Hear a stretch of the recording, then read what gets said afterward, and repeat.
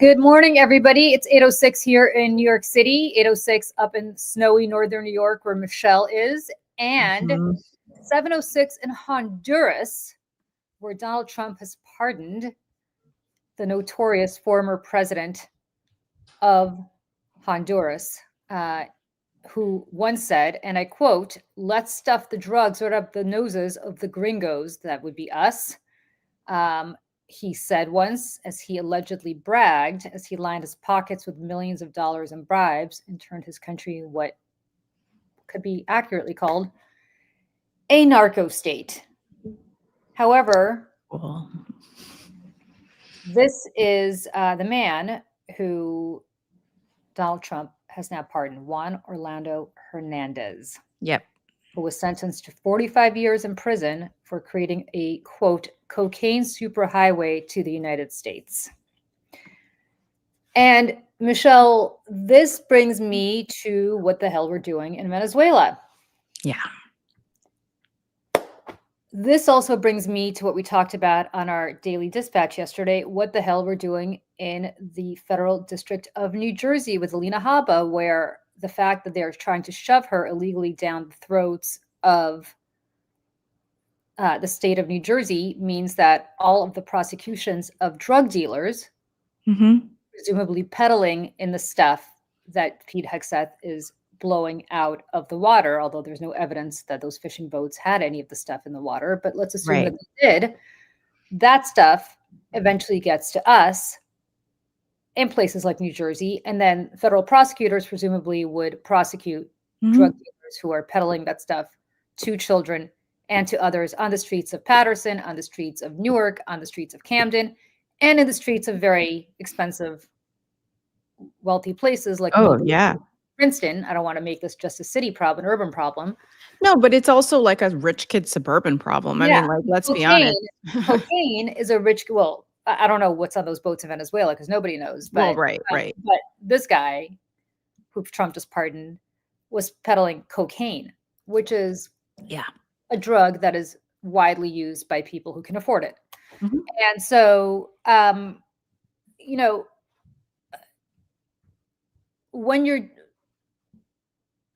the hypocrisy is just astounding. And my point about the Southern District of New Jersey is, the District of New Jersey is, it is completely stopped all prosecutions of anything, including prosecuting those drug dealers. And I got to tell you, I have had friends and still have friends right now who are battling horrible drug addictions. Yeah.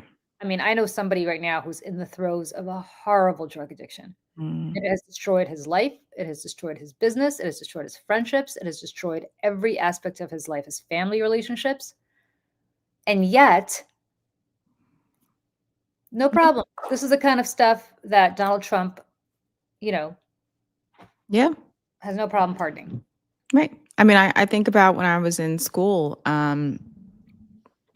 feeling very naive where I came from. But, some of the kids I went to school with, one of which shared with me and others that he had been in rehab in high school. And he was from suburban New Jersey, like a pretty white, affluent, upper crust area, went to a great high school, had a great childhood. And this stuff was just everywhere. And he was in rehab before he left high school. And now the thing with cocaine too, that really, really is like terrifying. And there was this story in the New York Times about this, like the amount of fentanyl that's ending up in like street drugs, and like all it takes is just one little thing and you just die. And so it's just, the stuff is being peddled to Americans. And, yes, we need to stop the flow of drugs into this country from wherever they're coming from. But the fact is that the Trump administration and Republicans don't care about the drugs. It's not the drugs. It's other stuff. It's the corruption is so baked into all of this. Yep. They don't care. This Venezuela thing is about regime change for oil. We've been here before. Except we don't have a terrorist attack, to kind of hide behind this time. We're just trying to like make stuff up. I wanted to play this this clip from CNN yesterday about this. No, the strikes would not be legally above board under the law of armed conflict. More fundamentally, the law of armed conflict doesn't even apply here because we're not at war with Venezuela. And I know that because I'm a member of Congress and I haven't voted to declare war against Venezuela, nor will I. And this, Boris, is what obscures the deeper reality here. This president is trying to pull a blood for oil version 2.0. 20 years ago, a different Republican president told Americans that we had to effectuate regime change in a distant country in order to protect democracy and uphold national security, but really it was about the oil.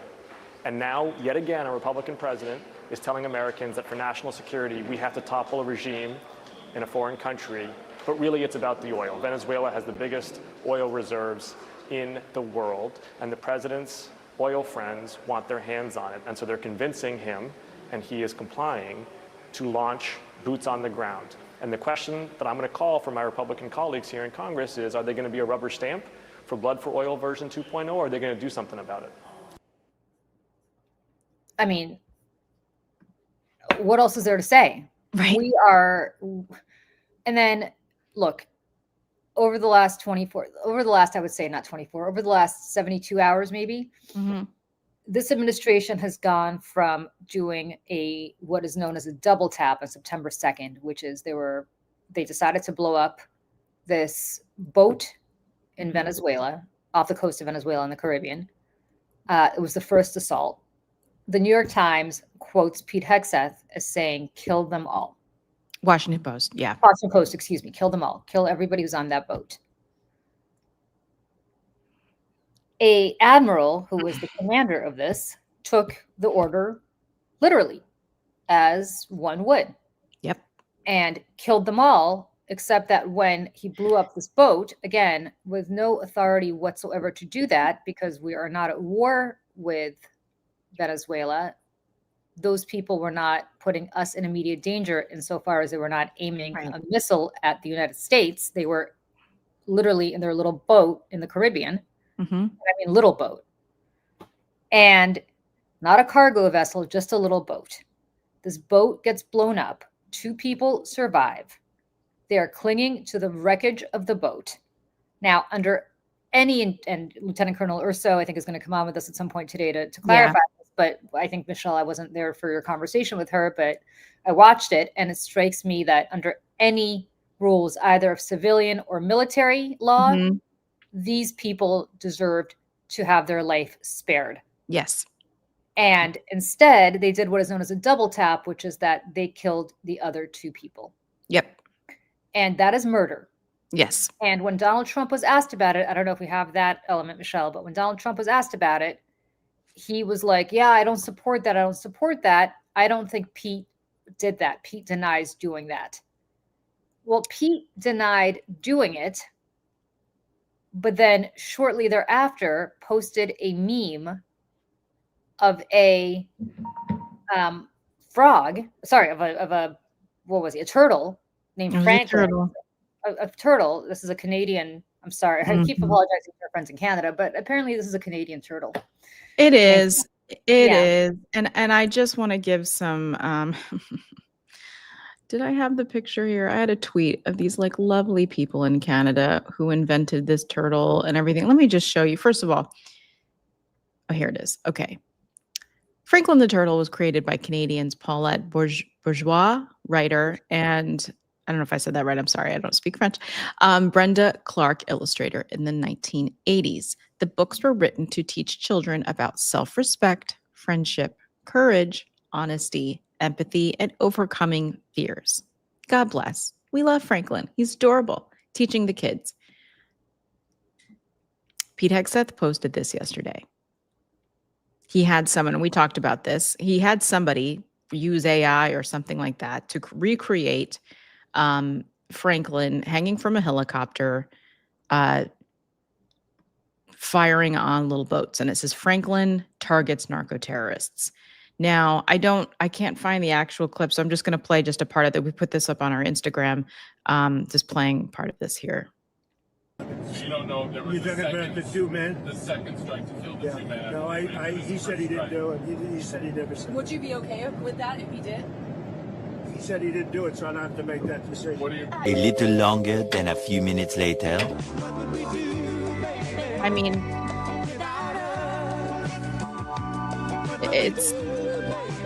it's literally like Donald Trump's in the gaggle. He says, no. Pete said he didn't do it. He didn't do it. And then with a matter of hours, Pete tweeted that like an idiot, basically saying, yeah, I did it. And this is great. And then, I don't know if you saw this, Julie, Caroline Leavitt was asked about this in the briefing room yesterday. And this is what she said. Jack. Thank you, Caroline. Following up on Gabe's question, you said that the follow-up strike was lawful. What law is it that allows no survivors? The strike conducted on September 2nd was conducted in self-defense to protect Americans in vital United States interests. The strike was conducted in international waters and in accordance with the law of armed conflict. So she admits that this is what was done, and she's making the argument that it was legal. They're giving this the Epstein treatment. Who's Jeffrey Epstein? I don't know who he is. He's a bad guy. Oh, by the way, he didn't touch any of these girls.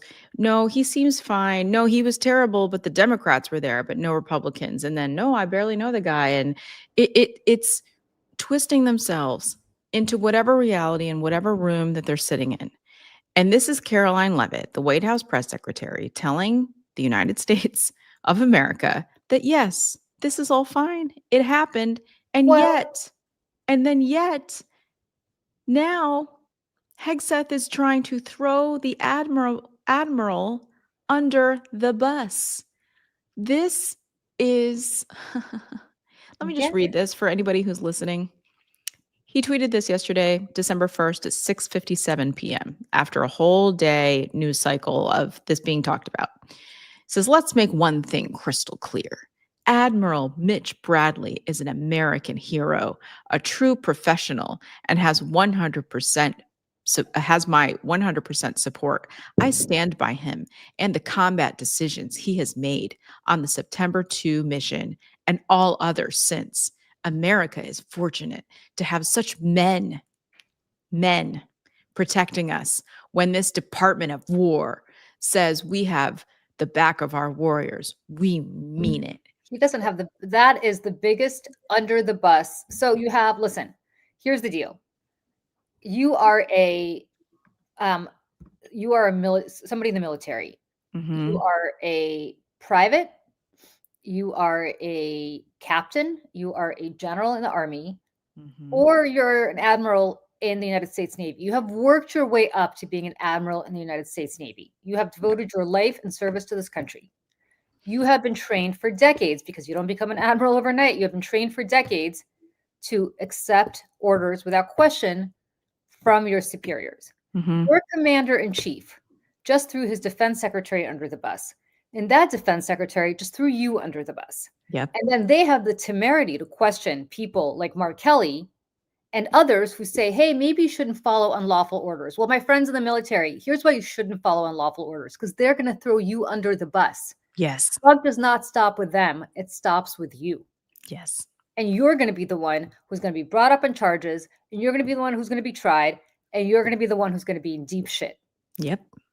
Because you have blood on your hands, because Pete Hegseth said, kill them all, and you took him literally and seriously, the way you're taught to take your commanders. In the chain of command, Pete Hegseth is above this admiral. This idiot who I used to party with is above an admiral. And this idiot who's cosplaying a warrior, as he has cosplayed everything else in his life,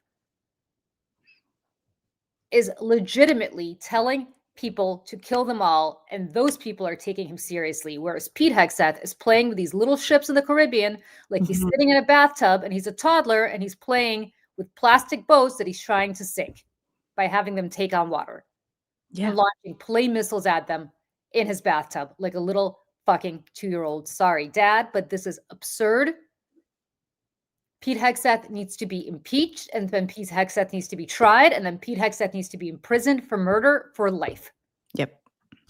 Because I don't think that Pete Hegseth has really paid a price for any of the things that he's done in life, whether that be, you know, on the low end, sinking organizations that he was running and destroying their money and their bank accounts, all the way to sexually assaulting, Allegedly. allegedly sexually assaulting, allegedly raping women.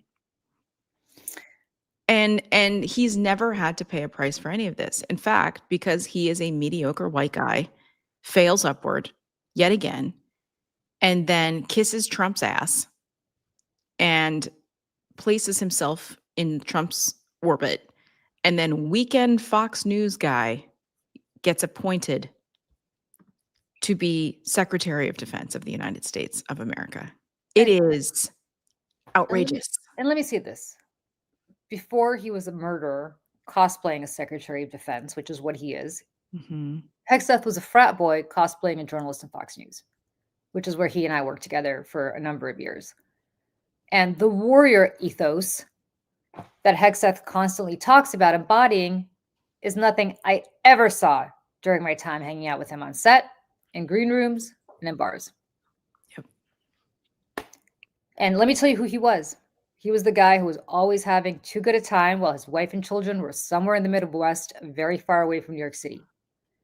He was the guy who always talked a very good game about running a serious veteran nonprofit that turns out he ran into the ground. Mhm. And interestingly, he was the guy who never seemed comfortable talking about Princeton, which is where he went to college and I had gone to high Interesting. school. And I think it's fascinating because nothing about Pete ever added up, including the stuff that should have added up. Like, yes, he did go to Princeton. Yeah. But the problem is for Pete that he's been cosplaying somebody his entire life and he knows it. He knows he's a fraud.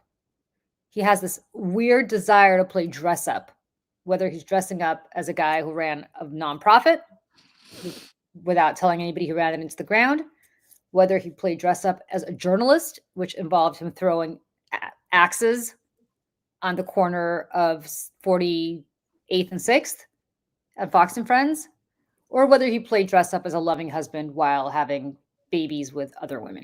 Yeah. Yeah. So is anybody surprised that when he was put in charge of the world's most lethal military, he would deploy these weapons in a pretend war against a pretend enemy? No, none of this surprises me. Because now he's cosplaying a warrior. And what do warriors do? They kill. Mhm. What do warriors with crusader crosses do? They kill anybody in their way, which is what the Crusaders did. Don't underestimate how much he's influenced by the Crusades. Yes. There is a whole swath of the Oh, right-wing there's a whole crazy swath. male like manosphere that is obsessed with this shit. Like legit. I mean, and this is again where I invite people, and I know that this is a difficult thing. People don't want to do it. Go dive into the deep sea of right-wing media and these men, and you will hear the shit that they talk about. And this is the stuff that they are obsessed with. They are obsessed with it. And they hate women and they all want to go to war so that they can touch each other. That's all they want. They want to touch each other and they need reasons to do it. And the thing is like people, and I texted this to you last night. Hold on, I just got a pop up on my computer asking me to like update my operating system. No. I was saying to you last night, Julie, that this is yet again proving my theory that the MAGA men didn't do musicals and now they're going to ruin the world. And he is just another example of this coming to life.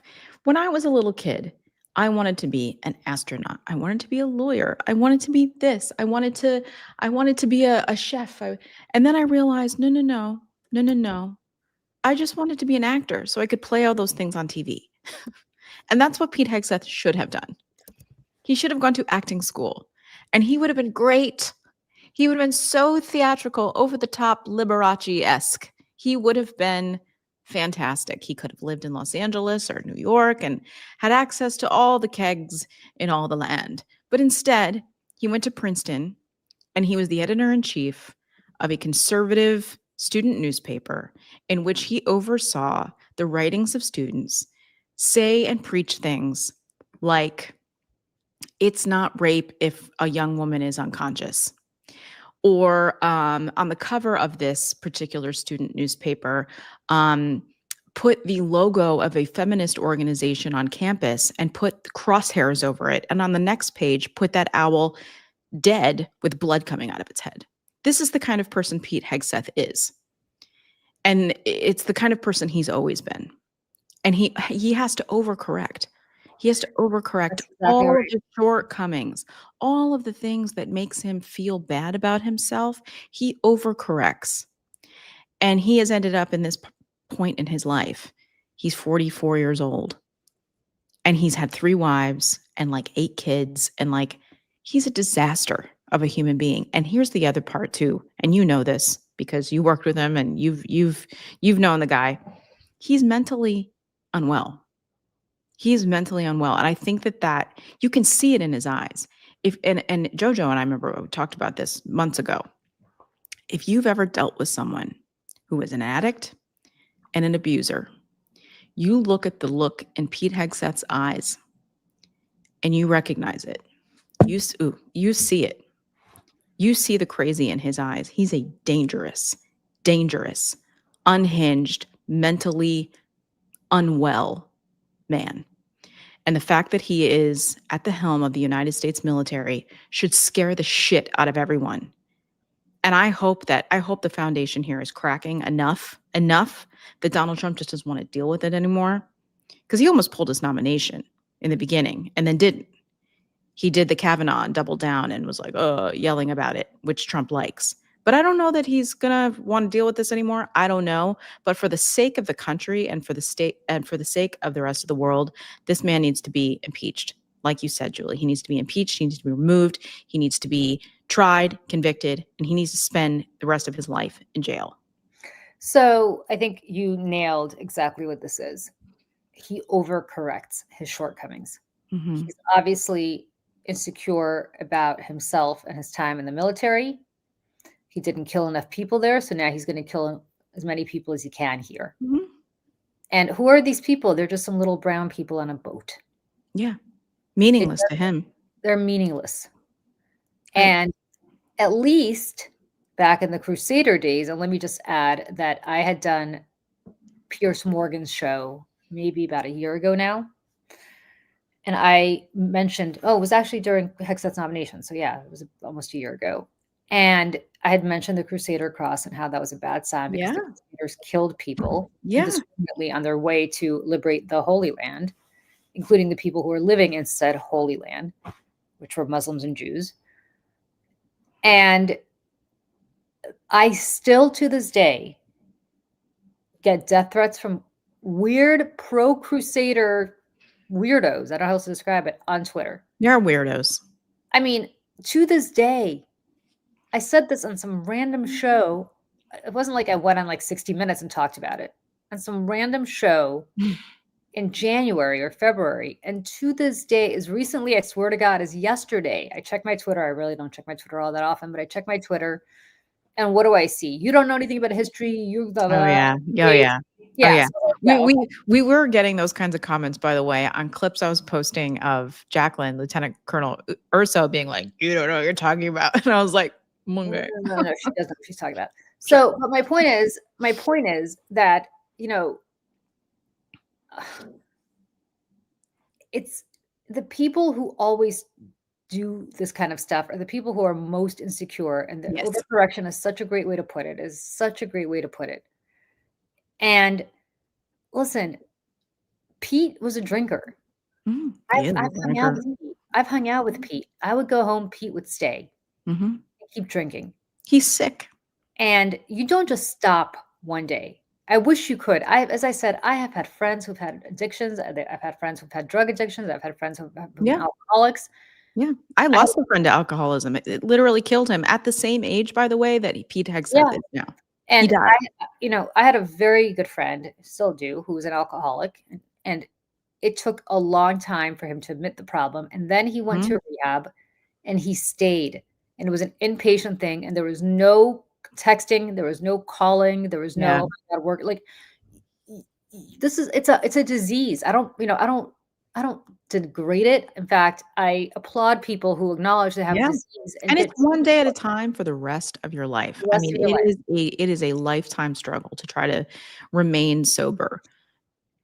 And so in that way, it's like I almost have a little something, as a human being. I'm like, that sucks for him. But at the same time, I don't think this is a man who's ever looked in the mirror and admitted to himself that he has a problem. And I think that he has hurt a lot of people around him, including probably, well, we know women, allegedly. Who knows what it's like to live in that house with him? My God. Can you imagine? I can't. I will say this. I don't think he I do think he's looked in the mirror, Pete. I think Pete Yeah. is not stupid. I just want to No, say I don't that. think he's done. I think Pete has looked in the mirror, and I think Pete did not like what he saw, and that's when Pete Mm, started overcorrecting. and that's when he should have gone to Therapy. dance class also. Right. Maybe. Or dance class for Michelle. For I'm Michelle, just saying, like, Michelle, he's I think about therapy. Michelle thinks about dance class. But wait, the point because you is, know like, what it is? They're so tightly wound. And yes, therapy. I mean, you know what it is? It's the therapy and expression. It's the freedom that men of his ilk, the freedom that they don't allow themselves, or maybe they didn't grow up in homes that allowed themselves to express their emotions in a healthy way, or to talk about what they're going through, or to ask questions about people maybe who look different than them, or to try to forge relationships with people who look different than them. And Pete Hegseth, I don't think, has explored any of that in his life. And so he just has gone to a bottle, and he's gone to rage, and he's gone to anger to try to fill that void inside of himself. And so I say dance class kind of jokingly, but not though, because it's expression. And if he has to pick up a paintbrush, like, he doesn't have any sort of creative or healthy outlet for all of this anger inside of him. And that is a recipe for danger with a person like that. And this is, I think, a bigger problem we're dealing with in this country is this, toxic masculinity. And I say that as like men who are raised to never want to compete in healthy ways with women at school or anywhere, or see women as equals, or see people who have darker skin than them as equals, and like they just spend their lives like this. And it's all just, he's just an angry white guy who's just so mediocre and is so mad about it. He's you so know, mad. one of the advantages of raising a kid in New York City, Yeah. um, is that my son has friends who, and it's not like it's not like I was like, you have to have a friend who looks like, basically they're a Benetton ad, but it's not like I was like, pick one Asian kid, pick one black Right, kid, pick but one, that's just like, what it's like it's just what living in it's New like York. around here, Yeah. right? It's just like what it's like You around don't here. even think about it. Yeah, and I'm not going to pretend that at the age of 13 they're not constantly like being idiots with each other about that Oh, they're stuff. kids. Yeah. But the point is, like, it's not a weird thing Yeah. to have people who are your equals Mhm. in your mind, who are of different races and different religions, Yeah. and Religion too, right, yeah, exactly. religion too, of course. I'm not going to pretend, he goes to private Pete school. I'm not Hegseth, America's greatest Christian. Like, it's just, Yeah, it's so ridiculous. like if one of my son's friends came back to reunions one day with a big Crusader cross, I think everybody would be like, Isn't that like the cross that his fellow National Guards people, like, flagged? It was one of flag. his it was one of his tattoos that he It flagged, and was that. he was not able to, he was not allowed to participate in the inauguration of Joe Biden after January 6th when they brought in all the National Guard, because it was deemed extremist. And then that guy became Secretary of Defense. Like, what? It's just, and then I think about how he has been at the helm of destroying so much of the diversity that, by the way, makes the military as strong and capable Yes. as it is. Women, people of color, immigrants, and he has gone out of his way to destroy the careers of so many women. remove all trans people from the military. I'm like, these people are willing to stand between you and a bullet for this country, and you're going to kick them out because you don't like who they are. Like, seriously? And that's the country we are now. And I saw in the comments, I think it was Rosie, everything at Rosie. I think you mentioned something about my sister-in-law. I just want to correct the record. Said that she lost her job. She didn't. A lot of her former colleagues have had that happen to her, but she retired last summer, the summer of 2024, after 20 years in the United States Marine Corps. She was in Okinawa. She was in Iraq. She was in Afghanistan. She was stationed in Virginia. She taught in Annapolis for 3 years with Amy McGrath, actually, funny enough. So she's been all over. She has served the country. She's been in combat zones for 20 years. But anyways, I just wanted to correct the record. No worries. I just thought, okay, my bad, misunderstood. She is a boss. She is a boss. But a lot of her friends and former colleagues are in the crosshairs, so to speak, in the military right now, as women, as part of the LGBTQ community. And it's a really awful time to be a woman and to be a minority in the military. It's bad. It's bad. So, Look, this is going to affect our combat readiness much longer than these jokers are going to be in power, presuming that they leave in 2028, which of course neither you nor I believe they will do willingly. But what this is going to do is effectively have a generation of people enter the military who are not necessarily qualified to serve in the military, and on the other hand, take deeply qualified people and get rid of them. It's so true. Michelle CD's 4722, if you're listening to this show and not watching it, she wrote, as a former psychotherapist, I can tell you that often it's the people who need therapy that never go. And it's the people living with those people who get therapy. And as a former therapy patient, I can tell you that is absolutely true. It's also just, I mean, it's just a healthy thing, I think, for everybody to do, especially in this day and age when the stigma of dealing with your feelings is dissipating. But again, like, yeah, Pete Hegseth, can you imagine? His poor kids, man, I can't even think about it. And a couple more things just before, and apparently that, this story is not going away, and I think it's going to explode into something much bigger and deeper, in my opinion. But just a couple tweets here I wanted to throw up. George Conway making a great legal point as well. He wrote this morning at 7:55 a.m., December 2nd. He said, "It's great that reporting on the double tap has spotlighted the abject criminality of this administration.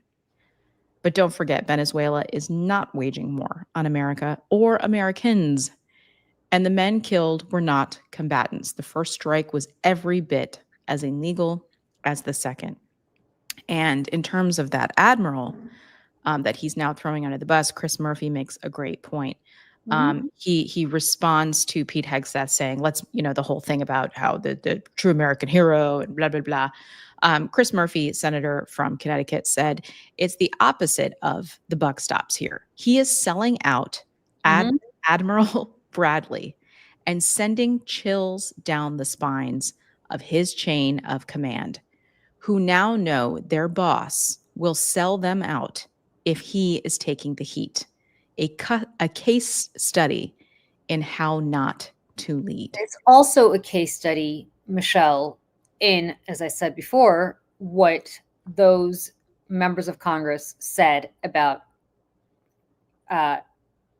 accepting illegal orders and fulfilling illegal orders. Yep.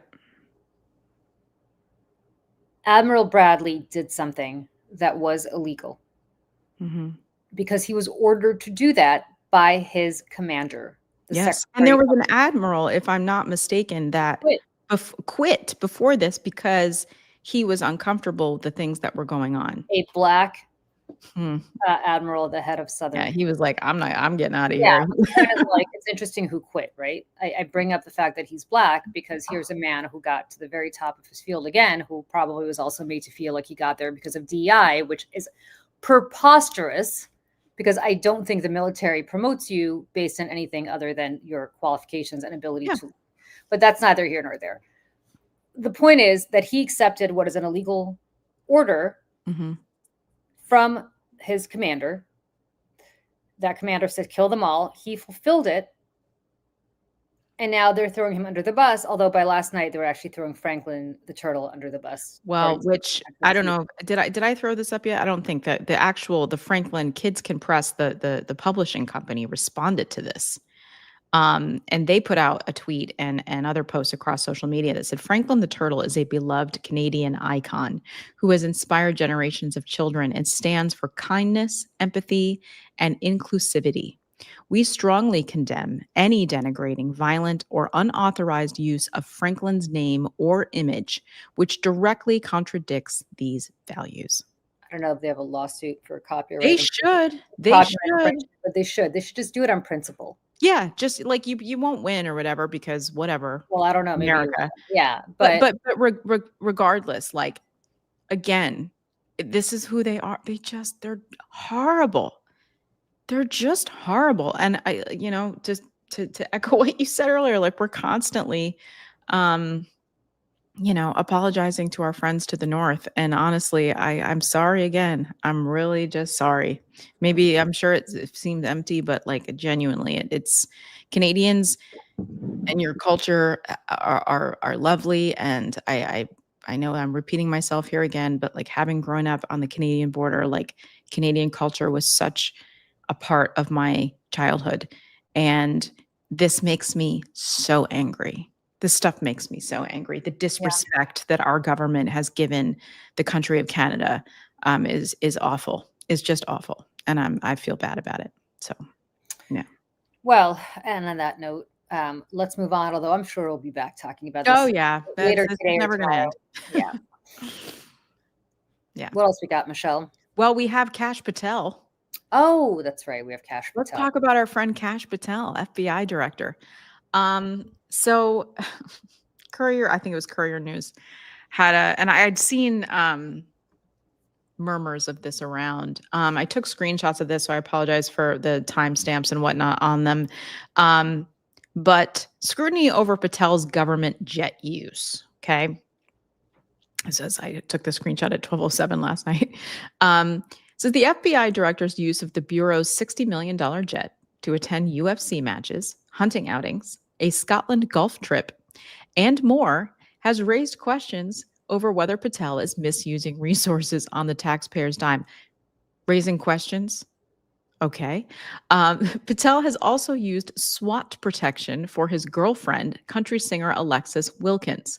Former FBI senior executive Christopher O'Leary told MS Now that agents are secretly calling Patel the Make-A-Wish director due to his jet use. The moniker refers to the Make-A-Wish charity that grants dream experiences to children with critical illnesses.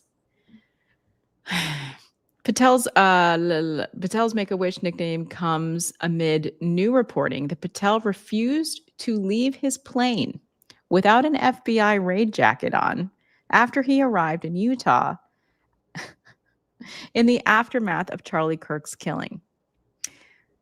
Agents eventually found a female special agent's jacket for him, and I believe it didn't have like the Velcro patches on it, and he like refused to put it on because it didn't have all the things that were on it.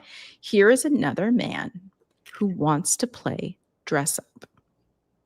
He wants to play dress up, and he wants to play with his toys, and he doesn't want to earn anything, and he doesn't want to play by the rules. Who's dramatic. And listen, he was asked about this too. Again, let me just play this clip here. Talk about the jet. You flew on a Department of Justice jet to visit your girlfriend, Alexis Wilkins, performing at an event at State College. Were any rules broken? No. And I'm shocked that people would, well, I guess I'm not shocked anymore. Mm-hmm. This FBI, under my leadership, changed the FBI plane use requirements. So that we could save the taxpayer money. I am the only director to ever mandate the use of government airfields. The prior directors utilized airfields like Reagan National to the tune of $4 million for takeoffs and landings. And so I think this is another distraction from the work that we are doing here at the FBI. This is asking why he's taking a government plane to visit his girlfriend and give federally funded security protection to her, who's like, what, 28 years old or whatever, and also just like shouldn't have it no matter what. This is all a distraction, Julie, and But we should really keep our eye on the ball because this is all, But it's this is very interesting important. because we had an Afghan national who came here, rightly so, I believe, because he had worked with the CIA in Afghanistan and risked his life. Anyway, he went nuts, drove from Bellingham, Washington, all the way to Washington, D.C., and killed 2 National Guardsmen last week. And Kristi Noem went, this is relevant to Kash Patel, went and Meet the Press on Sunday. And this is what she said. She said, "We believe he was radicalized," talking about this shooter, "since he's been here in this country. We do believe it was through connections in his home community and state, and we're going to continue to talk to those who interacted with him." Now, speaking of throwing somebody under the bus, first they said it was Joe Biden's fault that he came here. Then Yeah, people it's the pointed out, Epstein treatment once right, again. then Yes. they pointed out, then people pointed out that, wait a second, you guys are the ones who gave him asylum, not Joe Biden. So now they have to come up with another excuse as to why this happened on their watch. She, the Secretary of Homeland Security, is effectively absolving herself of any responsibility by saying, oh, you know what? He was radicalized when he got here. Who'd be responsible Right. for tracking those radicalized people? Oh, that would be Kash Patel. But Kash Patel is too busy providing protection for his country girlfriend, country singing girlfriend, Yeah. while gutting counterintelligence units in the FBI that would potentially be tracking the radicalization of people like this. I mean, literally, counterterrorism is exactly what would be investigating and tracking people who get radicalized and perform terroristic acts. Yes.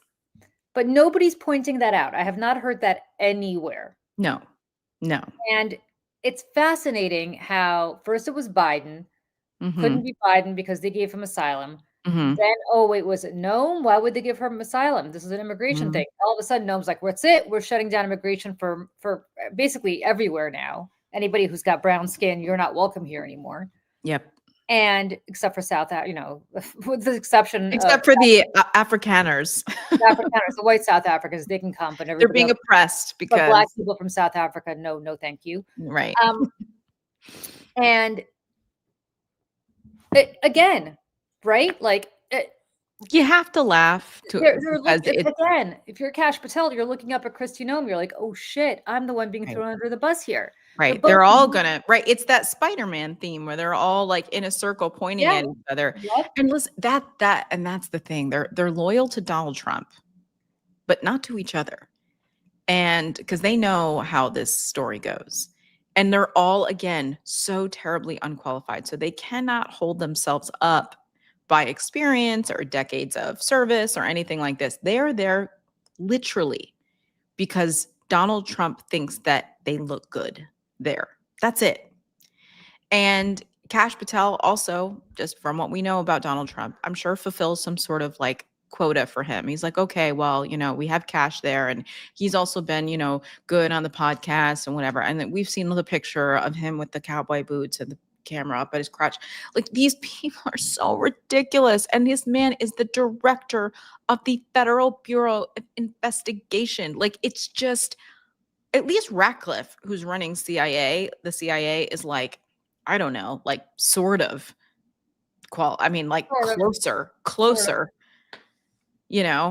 it's a low ass bar, but he has a podcaster.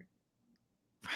He's got it's insane. I mean, you think it's like about Bing Bong. He's another one. Yeah, you think about who. I mean, Bing Bong was Secret Service. Bing Bong was in the Secret Service. Congratulations, you're in the Secret Service. Like, great. Okay. Like, I mean, a great, thank you, but that doesn't qualify you to be the deputy director of the FBI. Like, again, like they just put people places.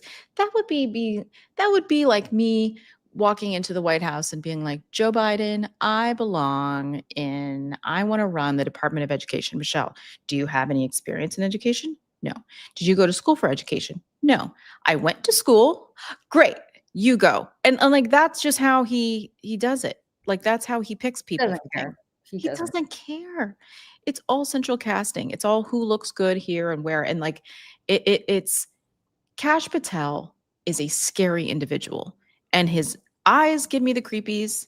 His eyes are going everywhere all the time. And then Christy Nome and her like pillowed face ridiculousness. And she's another one. Like I really, I try not to talk about people, but like the fact that her looks are what they are and how they have changed to be what they are is part of the package of like her presentation and the hundreds of millions of dollars she's spending on film crews to follow her around and make ads of her riding her horse in front of Mount Rushmore, and then she goes on TV and she like it's there's a reason South Park has been the one show that has been able to make fun of them in the most effective way. And I invite everyone to go watch the Christy Nome episode and specifically go watch the not the Cash Patel, the Pete Hegseth episode from this past week, because this was written and produced before all of this happened, or before we knew about it rather. So, it's just. And you're asking, where's Tulsi? Probably hanging out with the Russians. Oh yeah, like that's where she's been. Right. She's like right now, supposedly. I mean, compared to everyone else, pretty non-controversial. She's not running her mouth. She's not like on TV or making a fool out of herself. So she can just kind of operate in the shadows. And just so people know, I had that thing up about Kash Patel here, and this in the fine print here says, according to Alpha 99. FBI Director Kash Patel arrived. This was the day after Charlie Kirk was shot in Utah. He arrived at the airport on September 11th. And then Alpha 99 said that after his plane landed, Kash Patel would not disembark from the plane without an FBI raid jacket. Note, based on Alpha 99's reporting, Kash Patel apparently did not have his own FBI raid jacket with him and refused to step from the plane without wearing one. They went on to say many FBI agents and some personnel were busy working in the aftermath of this assassination of Charlie Kirk, and that FBI personnel in this investigation had to stop and ask around. They had to stop doing their jobs and ask around to find a jacket for him, a medium-sized one that would fit FBI Director Kash Patel. Alpha 99 said that there were many large and extra large FBI raid jackets available. Finally, according to this report, FBI personnel searching for a medium-sized FBI raid jacket that would fit him, it was finally located. And that raid jacket belonged to one of the female FBI special agents. The report said that the jacket belonging to the female was then delivered to Kash Patel on the plane. So he's still on the plane. He won't get off. So they bring it onto the plane. But he was inspecting the jacket. And then he noticed two areas on the upper sleeves near the shoulders that did not have Velcro patches attached. And then Kash Patel then reportedly said he would not leave the aircraft until he had the two patches to cover those areas. And then members of the FBI SWAT, Special Weapons and Tactics team, took patches off their own uniforms and ran those patches over to the plane at the airport to put on his jacket. The patches were then attached to the loaner jacket, and Kash Patel disembarked from the plane. And this was the day after it occurred. That's how long it took him to even get there.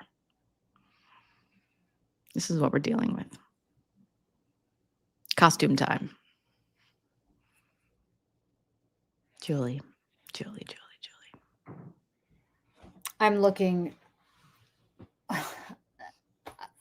I got to tell you.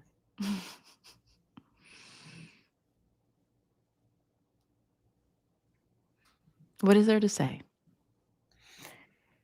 It's all pretend, Michelle. Yes, it's all happening on TV. It's all this pretend. Celebrity Apprentice meets the Hunger Games. It is all pretend.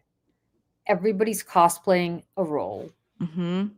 Sometimes they go so far as to get plastic surgery to cosplay a role, like Christy Nome. And I have this policy of not discussing anybody's looks, but this is not about looks. They're manufactured though, so I This feel is like about, a little bit. even if it's manufactured. But I do feel very strongly this is not about looks. This is about how far these people go, right, to ingratiate themselves to Donald Trump and the brand. right? I mean, this is the Mar-a-Lago face Right. situation. You have people like Kash Patel who are cosplaying FBI director because it's more important to them to have the accoutrement of the plane and the jacket than Yeah. it is to actually do something like, oh, I don't know, see if somebody got radicalized after they came here, as Christine Holmes said. Mhm. In case that would be the FBI's problem, not hers, the FBI's. Right, and the FBI, maybe if they were doing their jobs, like, would be able to predict things that are happening, like assassinations or murders on the it's they're not doing anything. And again, like, this report tells the story that they had to take FBI agents off the ground that were doing an investigation of an assassination of a political figure to find him a jacket because he was so insecure and so I guess insecure of his like manhood or whatever it is, and somebody made fun of him when he was a little kid, that he didn't want to wear a jacket that was too big for him, or he just didn't want to like leave the plane without one. Yeah. And That's he's only doing it for the jacket because he watches Law and Order or whatever else on the movies, and he sees all these important people walking into office buildings with all their FBI jackets. So that's why he wants the job. He wants the job for the jacket. It would be like going to the Masters, not playing, and asking for the green jacket at the end. That's what he wants. He doesn't want to play the game. He just wants the costume. He doesn't want to do the work. Well, I also, I would be remiss, Michelle, if we didn't talk about what today is, which is that there is a special election happening in Tennessee. Oh, wow. Yeah, I totally slipped my mind. I was like, today's Tuesday. Wow. Yes, today's Tuesday. In Tennessee's 7th congressional district. It's a pretty conservative district. It gave Trump about 60% of the vote last November. Mm-hmm. The reason there's a special election is that Mark Green resigned in July. He also won by about 60%. But Democrats have overperformed and have been performing in elections up and down the country. Yep. Since 2024. If you saw the incredible margin that Mikey Sherrill won by in New Jersey, or Abigail Spanberger won in Virginia. 14 points, something like that. Yeah. Or Abigail Spanberger won in Virginia, or the fact that in Georgia, Democrats picked up 3 statewide, state-level offices. That hasn't happened in 22 years. Or in Mississippi, where they broke the supermajority in the state Senate. Mississippi, I might add. So, Tennessee is a real race, and Democrats and Republicans have been pouring a tremendous amount of money. I want to say that Democrats have overperformed their 2024 margins in special elections this year by an average of 13%. Yeah. So he won by 60%. Democrats have been overperforming by 13%. We could all do the math, right? MAGA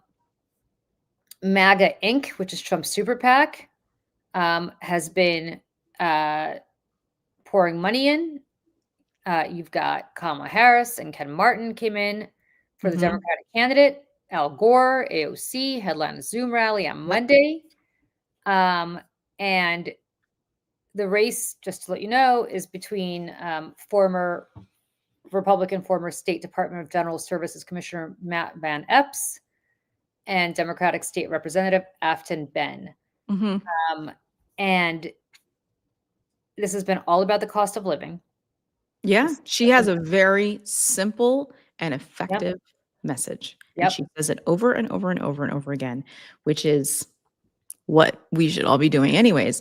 But she also, and like, I'm not saying that these things matter in the grand scheme of life. They don't, but in politics, and especially in a place like Tennessee, they matter. She's young.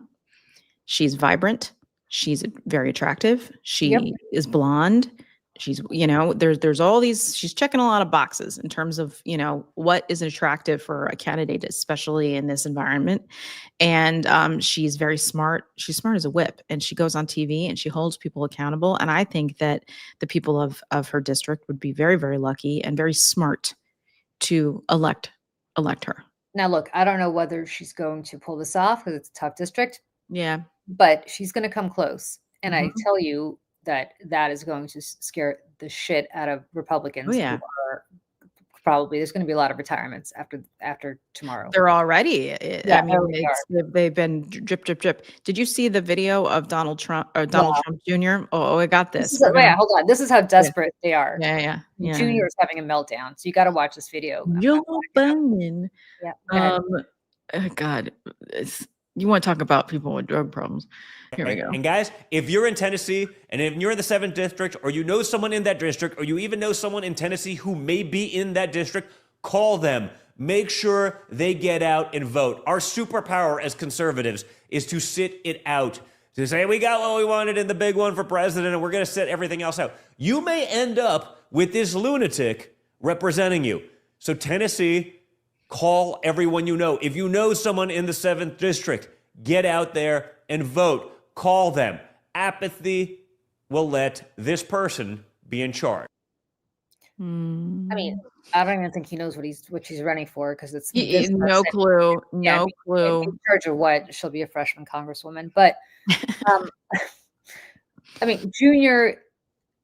First of all, what is he wearing? Is he wearing like? I was like, is he in his pajamas? Like, what's happening? Pajamas. I think I've seen people sleep in that, and not just pajamas, like college level, like pajamas. Yeah, like the waffle. Like, you know, yeah, what I mean? Waffle thing. Like, I gotta walk for my the Henley. Yeah.